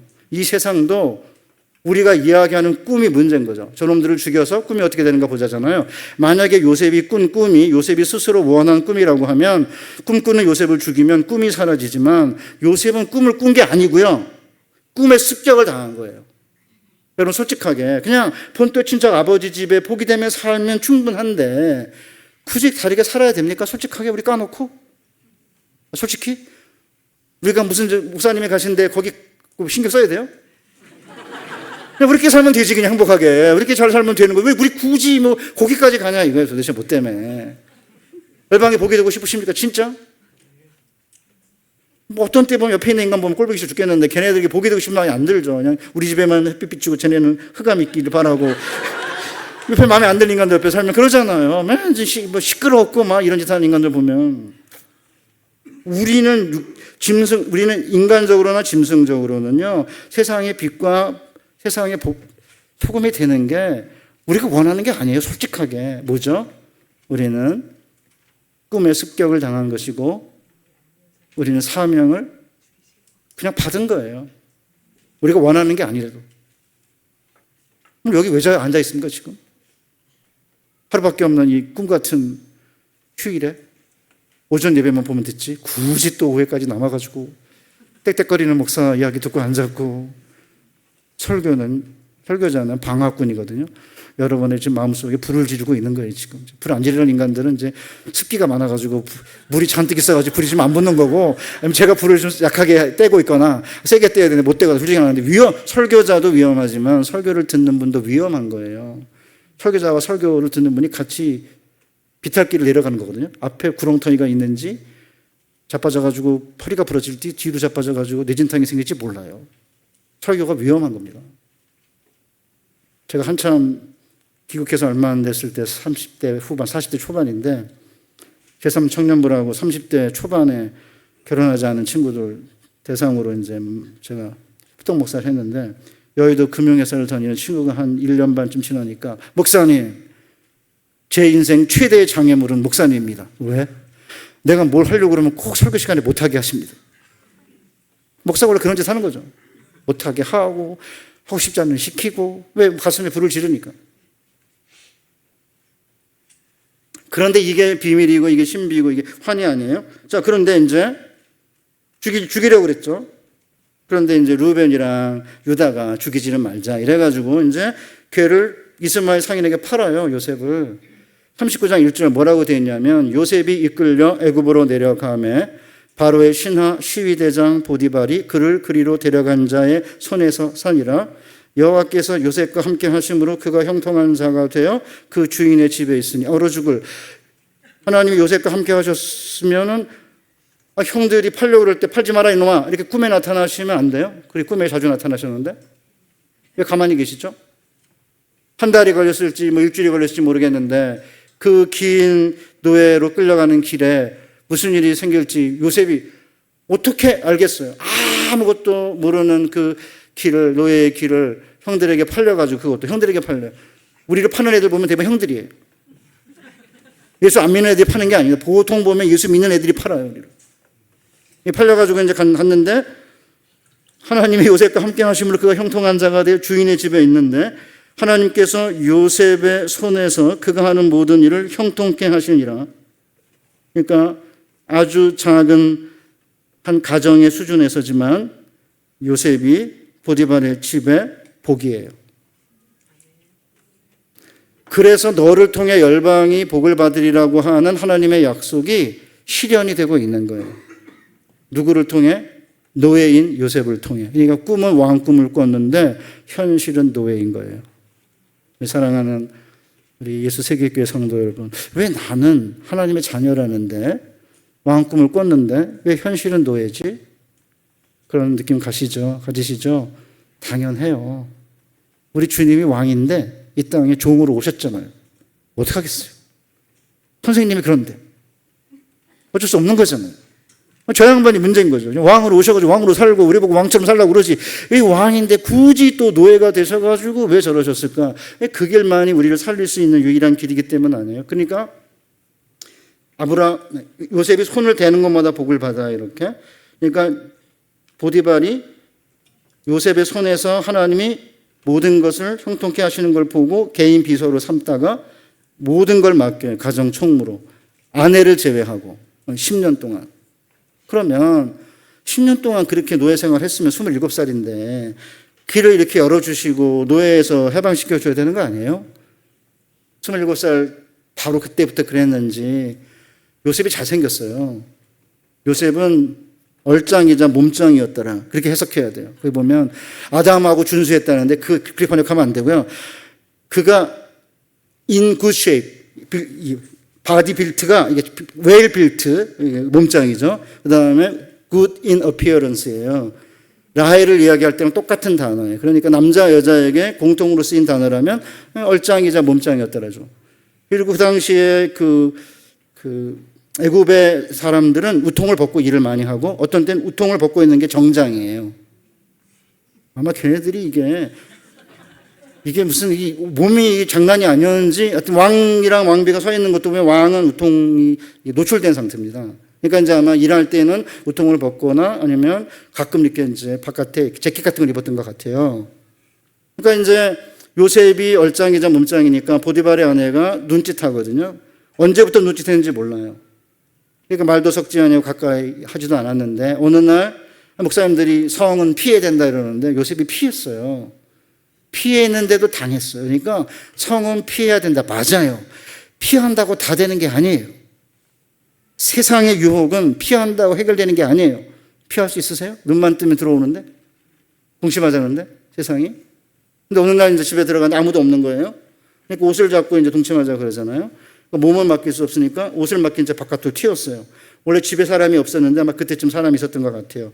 그러니까 이제 보디발의 아내가 자기가 가만히 있으면은 나중에 자기가 또 유혹했다고 하는 얘기를 들을까봐 소리를 질러서 사람들을 불러요.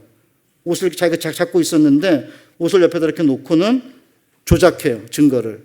옷을 벗어놓고 나를 희롱하려고 했다. 그래가지고 이제 남편에게 똑같이 이야기해가지고 감옥에 가잖아요. 성폭행범에 누명을 쓰고.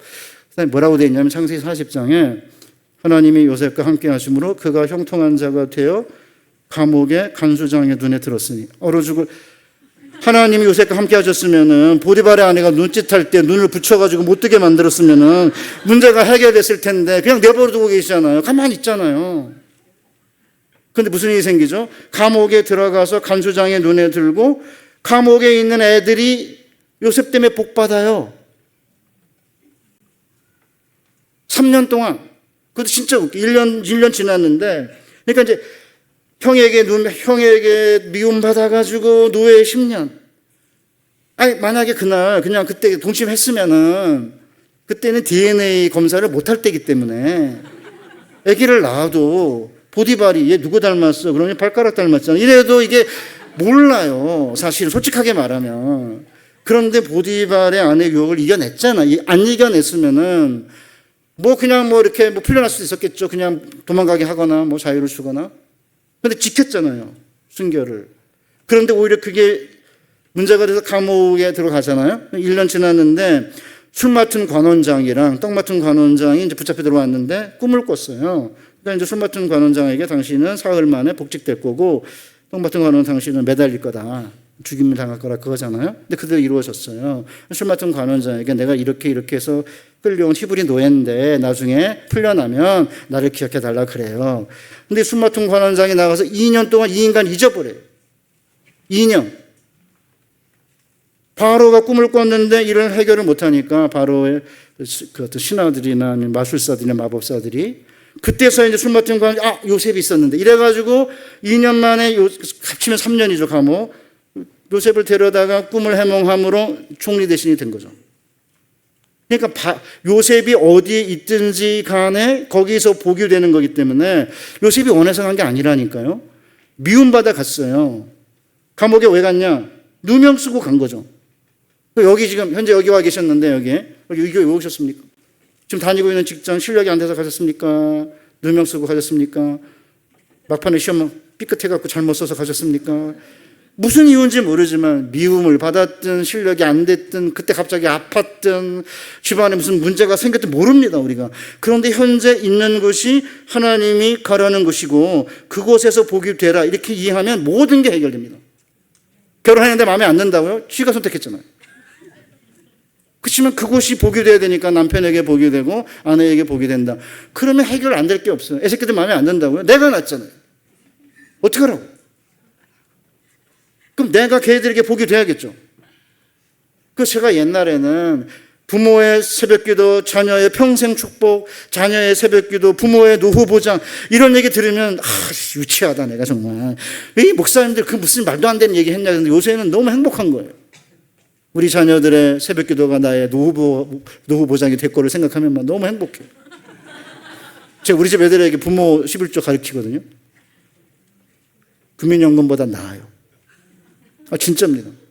그러니까 우리 아이들에게 꿈을 키우자는 거죠. 저는 아이들에게 11조 받아가지고 잘 먹고 잘 살겠습니까? 제 아내가 손녀 음식을 해요. 어느 날 동그랑땡을 하는 거예요. 날 줄 줄 알았더니 손녀 주려고 동그랑땡을 하다가 남은 걸 날 주는 거예요. 색깔이 예쁜 거 먹으려 했더니 안 되는데 손녀 거라는 거예요. 예쁘게 뭘 만들었어요. 제 거는 그냥 대강 만든 거. 애들이 주면 다시 손녀나 손주에게 돌아가요. 근데 이게 선순환이 이루어지는 거잖아요. 이렇게. 그러니까 저는 현재 있는 곳에서 10년 동안 노예 같은 삶을 사시고 계신다. 버티셔야 돼요. 우리 청년들 몇 명 안 계신데 내가 열심히 일하는데 알바 사장님만 돈 벌고 내가 직장 다니는데 나는 완전히 뼈를 갈아 넣었는데 나에게는 복이 안 되고 저 사람에게만 복이 되고 그런 마음이 들 때 있을 거예요. 어떤 때 열심히 일했는데 또 옆에 있는 인간들이 또 예수 믿는 애들이 또 시비 걸어가지고 오히려 모욕당하고 오히려 이제 사람들에게 이제 음모에 당해가지고 감옥에 가는 것처럼 보이니까 10년의 노예 생활 플러스 3년의 감옥 생활이면 13년이에요. 또 13년 가지고 이제 6년밖에 안 지났는데 저 목사는 왜 또 7년을 더 기다리려고 하는 거냐. 그러지 마시고 이건 상징이에요. 상징. 이렇게 상징이니까 현재 내가 있는 곳에서 다른 사람에게 복이 되는데 내게 복이 안 되는 것처럼 보이는 그런 기간을 비전의 죽음 기간이라고 신학자들은 말해요. 그러니까 요셉이 여러분 17살의 나이에 한 50여 명 되는 야곱 추장의 아들인데 걔가 야, 나 앞으로 13년 후에 애굽의 총리 대신이 될 거야. 그런 생각을 했겠습니까? 미쳤지? 그럼 뭐랑 똑같냐면 지금 고등학교 애들이 카나다의 총리가 되겠다고 설치는 거랑 똑같아요. 여러분 이해하겠습니까? 너 카나다 총리 된다고? 미쳤구나. 그런 생각 안 하시겠습니까? 그러니까 요셉이 원해서 간 게 아니에요, 애굽을. 그러니까 요셉이 마지막에 이제 애굽이 총리 대신이 돼가지고 6년에 7년에 흉년 때 곡식을 다 모은 다음에 그 다음에 마지막에 이제 흉년을 대비하고 있을 때 형들이 사러 오잖아요, 곡식을. 그때 절하는 걸 봐요. 그리고는 꿈을 생각했다고 되어 있어요. 그러니까 저는 사랑하는 우리 성도님들에게 이 말씀을 드리는 게 뭐냐면 10년의 노예 생활과 3년의 감옥 생활 같은 삶이 지금 펼쳐지고 있다 하더라도 주눅들지 마시고요. 돈이 없어도 학원 과외 못 시킨다. 괜찮아요. 뭐 걱정이에요? 본토 친척 아버지 집에만 복되는 애들이 아니고 여기서 나와서 하나님의 가라는 곳에서 복이 되기 시작하면은요, 하나님이 상상할 수 없는 방식으로 다 하세요. 그게 뭐냐면 미완료예요. 전부 주어가 나예요. 내가 너로 큰 민족을 이루게 할 것이고, 그냥 아비집 정도가 아니고 큰 민족 이루게 해주실 것이고, 내가 내 이름을 창대케 할 것이고, 내가 너를 복줄 것이고, 내가 너를 복주는 자를 복줄 것이고, 내가 너를 저주하는 자를 저주하리라. 전부 하나님이 주어예요. 어떻게 하실 거냐? 앞으로 하나님이 다 하신다는 거예요. 그냥 걱정하지 마세요. 애들 공부 좀 못한다? 괜찮아요. 신앙생활 잘 시키고 애들이 다른 사람의 복이 되는 삶을 사는 이 본보를 공부하면 10년의 노예 같고 3년의 감옥생활 같은 비전의 죽음 기간을 잘 임마누엘 하나님이 함께 하심으로 그가 형통한 자가 되었다고 그랬으니까 요셉의 삶은 임마누엘의 원리고, 그러니까 10년의 노예 생활과 3년의 감옥생활 같은 13년의 비전의 죽음 기간 같은 경우에도 견뎌내면, 말씀 잘 듣고 우리에게 맡겨진 곳에서 다른 사람의 복이 되는 삶을 살아내면 누구도 상상할 수 없는 방식으로 갑자기 하나님이 우리를 열방에 복이 되게 하시는 거죠. 그래서 맨 마지막에 너로 인해 땅의 모든 족속이 복을 받으리라가 완료형이에요. 그 완료형이 뭐냐면, 여러분 다 뭐 이만큼 다 학교 다니셨어요. 완료형은 지나간 걸 가리키는 거거든요, 원래. 근데 히브리어는 종종 완료형이 미래를 가리켜요. 왜 미래를 가리키냐면 하나님의 약속처럼 100% 미래에 일어날 일이라도 확실하게 일어날 거면 완료형을 써요. 이거를 뭐라고 부르냐면 신적 완료형이라고 불러요. 그러니까 우리로 하여금 땅의 모든 족속이 복을 받게 하는 일은 이미 끝난 거예요. 이미 확정된 거예요. 그러니까 걱정하지 마세요. 아까 제가 오늘 오전에 저를 우리 김명 목사 전도사님 소개할 때 뭐 이런저런 이제 학력됐는데, 물론 이제 소개하니까 그냥 뭐 약간 이제 이렇게 뭐 이렇게 은박지 붙인 건데 아무 의미 없는 거예요, 사실은. 나중에 관에 딱 누웠는데 제 제자들이 와서 김 교수님은 박사학위가 있지, 책을 몇 권 썼지, 뭐 어쩌라고요? 김 목사님 우리에게 복이었지. 그거 아닙니까? 우리 장로님은 우리 예수세계교회 복이었고, 우리 이광수 목사님과 우리 전도사님들은 우리에게 복이었지. 우리 권사님은 기도하는 어머니로 우리 교회 복이었어. 그런 얘기를 들어야 되는 거 아닌가요? 학이 소용없습니다.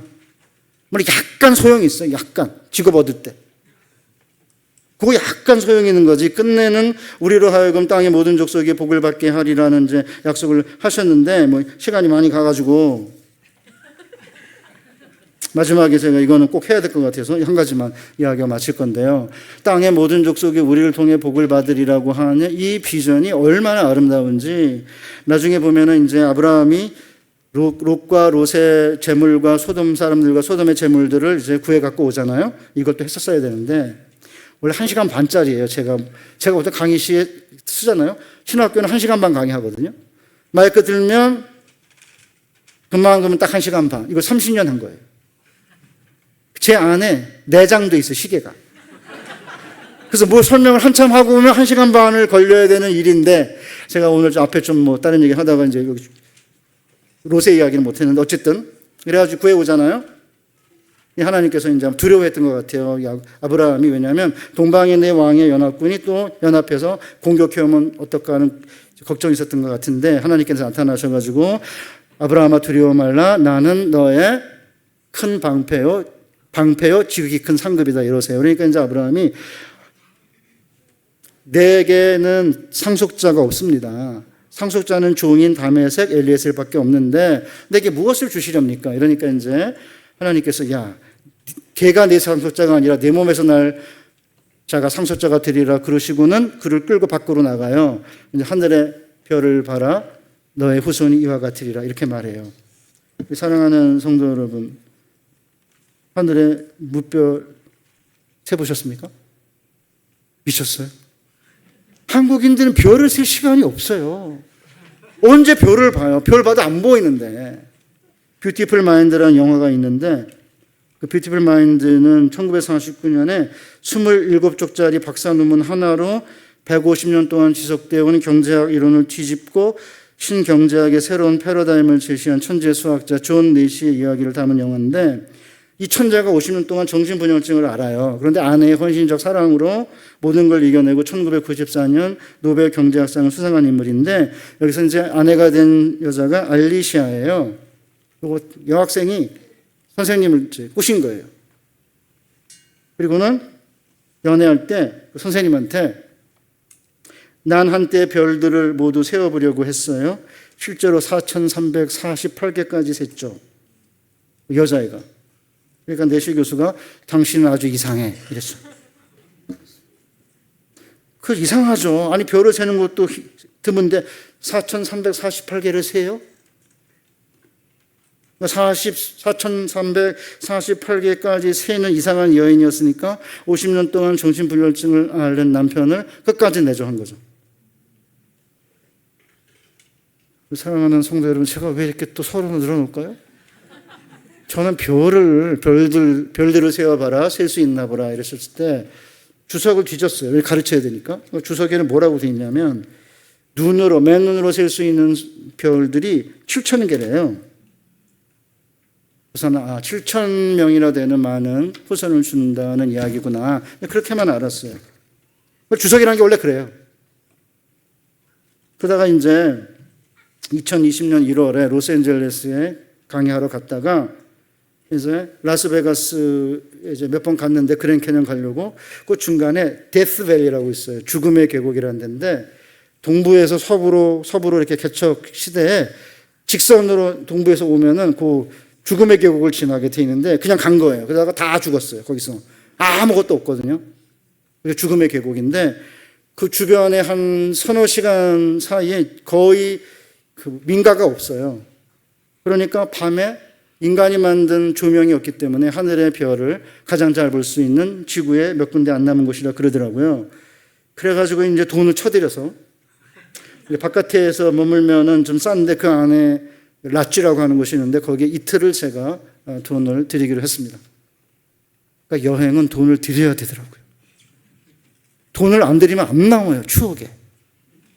그래서 옛날에는 그냥 가서 찍기만 했지 아무것도 안 해서 아무 기억이 안 남은 건데 그러니까 무슨 보트를 타든 경비행기를 타든 맛있는 걸 돈 쳐들여 먹든 이래야지 추억에 남는 건데 그런 거 안 하고 그냥 다녔기 때문에 추억이 없어요, 저는 별로. 아내가 맨날 저한테 그랬죠. 그거 왜 다니냐 그러면 이렇게. 돈을 써야지 이래가지고 이제 그때는 돈 쓰기로 하고 아내 말을 듣고 이제 호텔에서 이제 별을 관찰하기 제일 좋은 곳을 안내해달라고 해서 이제 갔는데 가는 도중에 차도 별로 없고 뭐지 이제 그랬어요. 가보니까 이제 막 그렇게 대단한 곳이 아닌데 어쨌든 사람들이 옹기종기 모여 있으면서 어디론가 가는 거예요. 그 핸드폰 불빛을 켜고 한 5분 따라가니까 넓은 이제 공터가 나타났는데 이게 하늘을 보니까 여기부터 여기까지가 미국은 이제 넓으니까 우리는 한국에서 반구 전체를 볼 수 있는 데가 거의 없잖아요. 산이 많고 그러니까 완전히 반구에 이렇게 하늘 꼭대기가 완전히 명랑한 별들로 가득 차 있었습니다. 은하수와 함께. 갑자기 아내가 눕더라고요. 보니까 어떤 미국 여자가 누웠어요. 아내가 누웠어요. ENFP니까. 그러니까 저는 누우려고 하다가 내가 ISTJ니까 아니 옷은 이거 뭐 옷 다 망가질 텐데 하루 더 있기로 했으니까 내일 호텔에서 블랭켓 가져다가 밑에 깔고 눕자 이러고 이제 이렇게만 본 거죠. 근데 그 다음날 구름 끼는 바람에 망쳤어. 그러니까 인생은 ENFP가 훨씬 좋은 거예요. ISTJ 회개하셔야 돼요. 물론 이제 ISTJ가 있으니까 인간은 굴러가지만 ENFP 제 전원주택에서 눈 내리잖아요. 그럼 저는 눈 치우느라고 난리인데 아내는 누워요, 이렇게. 그래서 셀카 찍고 러브 만들어 놓고 나는 치우고 앉았는데 치울 생각 안 해요. 이해가 안 가, 저는. 치워야 될 거 아니에요, 빨리 그거 더 이상 얼기 전에. 근데 제가 이제 뭐를 그날 느꼈냐면요, 이 결론이에요, 저의. 7,000개나 되는 눈으로 셀 수 있는 수많은 별들이 있는 공간뿐만 아니라 그 별들은 찬란하게 비치고 있었습니다. 그러니까 아브라함에게 그가 내 후손이 아니라 내 몸에서 날짜가 내 후손이라 하시고 하늘의 별을 셀 수 있나 보라. 내 후손이 이와 같으리라고 하신 거는 그냥 7,000명 같은 후손을 주겠다는 게 아니라 하늘의 별같이 빛나는 후손을 주시겠다는 이야기예요. 저는 그날 처음으로 깨달았어요. 여기 앉아 계신 모든 하나님의 백성들은 별들인 거예요. 그래서 하나님께서 아브라함에게 뭐라고 그러셨냐면은 나중에 창세기 17장 6절에 내가 너로 심히 번성하게 하리니 내가 네게서 민족들이 나게 하며 왕들이 네게로부터 나오리라. 그 중에 몇 명이 왕들이 아니고 아브라함의 후손이 왕들이에요. 사라에게 이렇게 말해요. 내가 그에게 복을 주어 그가 내게 아들을 낳아주게 하며 내가 그에게 복을 주어 그를 여러 민족의 어머니가 되게 하리니 민족의 여러 왕이 그에게서 나리라. 사례를 사라로 이름을 바꾸면서 주신 약속이고요. 창세기 35장 11절 하나님이 그에게 이르시되 나는 전능한 하나님이라 생육하며 번성하라. 한 백성과 백성들의 총회가 내게서 나오고 왕들이 내 허리에서 나오리라. 야곱을 이스라엘로 이름을 바꾼 다음에 주신 말씀이에요. 저는 오늘 여기 앉아있는 우리 하나님의 거룩한 백성들이 그냥 세상에서 이렇게 세상을 선망하고 세상에서 복을 받으려고 그러고 이런 생각을 이제는 좀 그만하고 우리가 별이라니까요. 사람들이 안 쳐다봐도 상관없어요. 요새 인간들 안 쳐다봐요. 세지도 않아, 걔네들은. 그냥 돈밖에 모르고 그냥 아파트, 돈 뭐 이런 데 미쳐있기 때문에 하늘의 별을 안 봅니다. 제가 진짜예요. 내 자녀들 별입니다. 저도 별입니다. 여러분 다 별입니다. 진짜입니다. 약간 나이 드신 별들은 약간 흠이었긴 했지만 그래도 별이에요. 새로 태어난 신성 파릇파릇하고 새별처럼 보여 여기도 별입니다. 그러니까 저는 그런 면에서 이 세상에 나가서 세상에 준누땅하고 세상에서 쫄고 이러지 말고 하나님의 눈으로 보면 우리는 열방의 왕들인 거고 땅의 모든 족속이 우리를 통해 복을 받을 것이라는 거예요. 제 제자가 워싱턴 교회 한 교회에서 이제 목회를 하고 있는데 가서 이제 집회를 끝난 다음에 장로님들 이렇게 모인 데 가가지고 장로님들하고 다 일일이 이제 악수를 하면서 제 제자 잘 해주세요 이렇게 하고 스타로 만들어주세요 제가 이랬어요. 우리 목사님을. 그랬더니 갑자기 한 장로님이 목사님 무슨 말씀이에요? 우리 목사님 이미 스타예요. 왜요? 제 어머님이 권사님인데 우리 어머님이 이미 오래전부터 우리 담임 목사님은 별이야 스타야 그랬다고 그러더라고요. 담임 목사님도 스타고 여러분도 스타고 목사님만 스타가 아니에요. 여러분 다 스타예요. 그래서 어거스틴이 이미 창세기 1장을 해설할 때 하늘의 별들은 기독교 교회사에 찬란히 빛나는 지도자들과 하나님의 백성들이라고 이미 한 600년 전에 이미 이야기했어요. 저는 그런 면에서 우리 사랑하는 우리 성도님들이 이런 자부심을 가지고 10년의 노예생활 오케이 그냥 뚜벅뚜벅 걸으면 돼요. 3년의 감옥생활 참고 견디면 돼요. 나를 통해 다른 사람이 복을 받으면 언젠가 하나님께서 이 비전의 죽음 기간이 끝나는 그날 우리와 우리 자녀를 통해 땅의 모든 족속이 복을 받게 되는 그날이 이르게 할 것이고 그리고 끝내 주님이 이 땅에 오시는 그날 우리를 품에 안아주시고 영원한 생명의 나라로 우리를 끌어들이실 것입니다. 그런 비전을 가지고 찬란히 빛나는 별들 되시기를 주님의 이름으로 축복합니다. 전사님 안 나와? 제가 마무리 기도하고 나갈 테니까 기도인도 한 5분 하시죠. 기도하겠습니다. 하나님 아버지, 우리 사랑하는 예수 세계회 성도님들과 함께 우리가 아브라함의 후손으로 열방에 복이 되는 하늘에 빛나는 별들이라는 이 신비한 소명의 말씀을 들었습니다. 지금은 10년의 노예생활 같은 힘든 세월이라 하더라도 지금은 때로 누명을 쓰고 아무도 알아주지 않아 감옥 한복판 같은 질곡의 삶을 살고 있다 하더라도 하나님께서 함께 하심으로 우리를 통해 다른 사람들이 복을 받게 된다면 소명으로 받아들이고 임마누엘의 삶의 길을 잘 감당해낼 때 놀라운 방식으로 우리가 상상치 못한 방식으로 우리를 열방의 복이 되게 하시고 우리의 자녀들을 하늘의 별같이 빛나는 존재들로 만들어 주실 그 하나님을 바라보고 하나님만 소망하고 하나님만 의지하며 행복한 삶, 승리의 삶을 살아가는 자들이 되게 하여 주옵소서. 예수님의 거룩하신 이름으로 기도하옵나이다. 아멘. 할렐루야. 말씀으로 은혜 받으셨습니까? 네. 우리 옆분한테 한번 인사 좀 한번 해보실까요? 여러분, 당신이 빛입니다. 당신이 복의 근원입니다. 아멘이십니까? 금요일날 출발하신 우리 담임 목사님 사모님은 어제 아침 8시 25분에 두바이를 거쳐서 암만에 도착했다고 문자를 주셨어요. 그래서 여러분들에게 부탁의 말씀드립니다. 이번 한 주간 또 다음 주까지 계시는데 매일 목사님과 담임 목사님과 사모님 위해서 꼭 기도해 주시고요. 특히 교회 와서 기도하시는 분들은 항상 담임 목사님, 사모님 위해서 먼저 기도하시고 개인 기도해 주시길 부탁드리겠습니다. 우리 한번 다 일어나 보실까요? 우리 들으신 말씀 기억하시면서 함께 기도하는 시간 갖기 원합니다. 저와 여러분이 복의 근원이 되시는 걸 믿으십니까? 아멘이십니까? 한번 우리 따라해 볼까요? 나는 어디서든 복이라. 나는 어디서든 복이라. 우리 각자가 여러분들의 자녀가 학교에서, 가정에서, 교회에서, 또 이 나라에서, 또 열방 가운데 복의 근원이 되게 해달라고 이 시간 같이 합심해서 우리 주여 부르고 기도하겠습니다. 주여! 주여! 주여! 사랑하는 하나님, 내가 주인님, 내가 복의 근원입니다.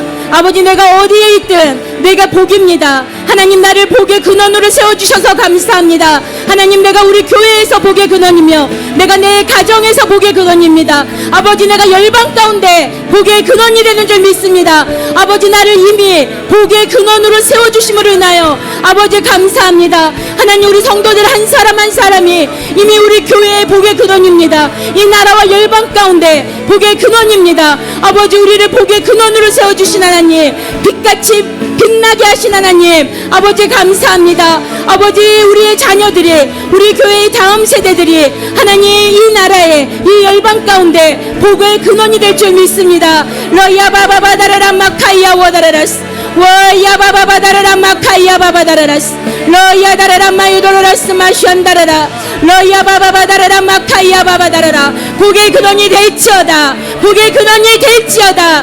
러야바바바다라라 마카이야 워다라라 예슈알라바바바다라라 마카이야 워다라라 러야바바바다라라 마카이야 워다라라스 예슈알라바바바다라라 마카이야 워다라라 러야바바바다라라 마카이야 바다라라. 별처럼 빛날지어다. 별처럼 빛날지어다. 러야바바바다라라 마카이야 워다라라 러야바바바다라라 마카이야 다라라. 내가 있는 그곳에서 빛이 될지어다. 내가 있는 그곳에서 복의 근원이 될지어다. 러야바바바다라라 마카이야 워다라라스 예슈알라바바바다라라 마카이야 워다라라 러야바바다라라 마카이야 워다라라 마시안다라라스 워야바바바다라라 마카이야 워다라라. 주여! 러야바바바다라라 마카이야 워다라라스 러야바바바다라라 마카이야 워다라라. 우리 다음 세대를 하나님 복의 근원이 될 줄 믿습니다. 아버지, 그들이 속해 있는 학교에서, 하나님 그들이 속해 있는 학원에서, 아버지 그들이 있는 모든 곳곳에서 아버지 복의 근원이 될 줄 믿습니다. 우리 아이들을 통하여 하나님 그곳이 하나님의 나라가 될 줄 믿습니다. 러야바바바다라라 마카이야 워다라라 러야바바바다라라 마시안다라라스 예슈알라바바바다라라 마카이야 워다라라 러야바바바다라라 마카이야 바다라라스 러야다라라 마카이야 바바다라라 마유도라라스 워야바바바다라라 마카이야 바다라라 러야다라라 마야다라라 마시안다라라스 러바바바다라라 마카이야 워다라라스 워시안다라라 마야바다라라 마카이야 바다라라스. 주여!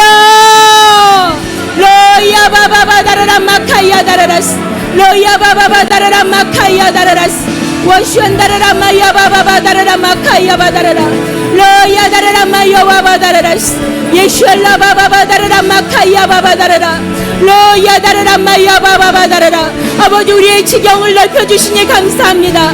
하나님 넓혀주신 우리 모든 지경 가운데 하나님 우리 각자가 복의 근원의 역할을 아버지 빛처럼 밝게 빛나는 아버지 그 역할들을 감당하게 하시니 감사합니다. 로야 바바바 다라라 마카야 다라라스 워슈알라 바바바 다라라 마카야 다라라 로야 바바바 다라라 마카야 워다라라스 로야 바바바 다라라 마카야 바바 다라라스 워슈알라 바바 다라라 마카야 바다라라 로야 바바바 다라라 마카야 바다라라 로야 다라라 마카야 바바바 다라라 마슌드르르스 로야 바바바 다라라 마카야 바다라라 로야 바바바 다라라 마슌다라라스 아버지 우리 목사님과 사모님이 아버지 요르단 땅에서 사우디 땅에서 하나님의 해같이 빛나는 하나님의 영광을 드러내며 아버지 그 많은 영혼들에게 하나님 빛과 같이 하나님 복의 근원같이 하나님 그곳에 주의 영광을 하나님 복의 그 근원이 되고 아버지 그 영혼들을 일으켜 세울 수 있는 아버지 그런 시간들 될 수 있도록 하나님 역사하여 주시옵소서.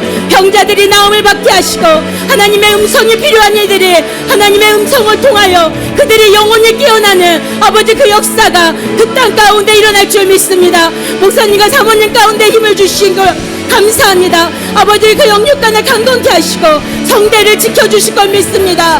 러야 바바바 다라라 마카야 다라라 러야 바바바 다라라 마션 다라라스 예슈알라 바바바 다라라 마카야 워다라라 러야 바바바 다라라 마요 다라라스 워야 바바 다라라 마카야 바다라라스 할렐루야 바바바 다라라 마카야 워다라라스 러야 바바바 다라라 마카야 바다라라스 러야 다라라 마카야 워다라라스 주여 러야 바바바 다라라 마카야 다라라스 러야 바바바 다라라 마슌 다라라 마카야 다라라스 러야 다라라 마슌도르르스 마슈아 바바바 다라라 러야 다라라 마카야 바바 다라라 마유도르르스 러야 바바바 다라라 마카야 다라라스 라야 바바바 다라라 마요야 다라라 마슌도르르스 예슈알라 바바 다라라 마카야 바다라라스 러야 다라라 마요 바바바 다라라 마슌 다라라스 할렐루야 다라라 마요야 다라라스 러야 바바바 다라라 마카야 바다라라스 워야 다라라 마요 다라라 마슌 다라라스 할렐루야 바바바바 다라라 마카야 다라라스 워야 바바바 다라라 마카야 다라라스 러야 다라라 마요 바바바 다라라 마카야 와다라라 러야 다라라 마카야 바바 다라라 마슌 다라라스 워야 바바바 다라라 마요야 다라라스 러야 다라라 마카야 바바 다라라 마요야 다라라 할렐루야 바바바 다라라 마카야 바다라라 오야 바바바 다라라 마슌 다라라 마카야 바다라라스 러야 다라라 마요 바바바 다라라 마카야 바다라라스 러야 다라라 마요 다라라 마슌 다라라스 오야 바바 다라라 마카야 바다라라 마이도라라스 할렐루야 야 다라라 마요 다라라스 러야 다라라 마슌 다라라스 마카야 바다라라스